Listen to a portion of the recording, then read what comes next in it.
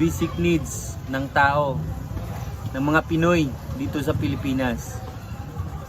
Kaya maganda po ang pangnegosyo ang rice milling. Pwede rin po kayo mag buy and sell. Buy and sell kayo ng palay and then binta nyo na po bigas. Shout out nga pala sa asawa ko, ayan, nag-like na siya, Rinalyn. Nanood. Sa mga nanood ngayon, shout out sa inyo. At sa manunood pa lang po. Alam nyo, ang Shinong rice mill machine ay napakaganda po. Para sa akin, kung kayo ay merong pangpuhunan na negosyo, magnegosyo na kayo ng rice milling. Bumili na kayo ng Shinong. Dahil ang Shinong ay affordable naman po siya.